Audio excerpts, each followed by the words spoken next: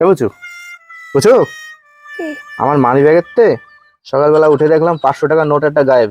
ঠিক আছে, তা আমার জিজ্ঞাসা করতেছো কেন? আমি কি চোর নাকি? আমার দেখে তোমার কি মনে হয়? হ্যাঁ, আর শোনো, আমার বাবা মা না ওরকম শিক্ষা দেয়নি যে পরের পকেট মারতি। তুমি নাওনি? না, আমি নিইনি, আমার ওরকম স্বভাব না। দেখো তো এই কাগজটা কি লেখা রয়েছে। এ তো বাংলা লেখা আছে, তা পারো না ভর্তি। পড়ো পড়ো। আমার মা আর বোন খুব শয়তান, আর এত বড় শয়তান যদি একবার পাতাম না, চুলির মুঠ ধরে সিঁড়ি বেলা দিতাম। সেই চুল দিয়ে ফেরিওয়ালার কাছে দিয়ে দুটো কাচের বাটি নিতাম আর একটা মগ নিতাম। এই তো লেখা আছে। তুমি আমার 500 টাকা নাও। না, আমি তোমার 500 টাকা নিই।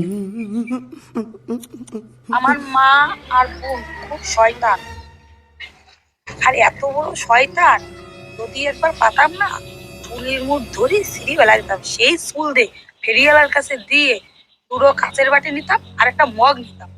এই তো লেখা। দিলাম আমার কাছে। দাঁড়াও দাঁড়াও দাঁড়াও, যাবো?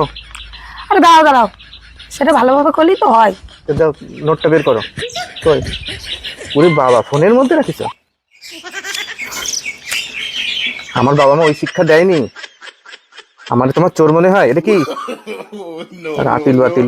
আর আমি তো এমনি নিছি।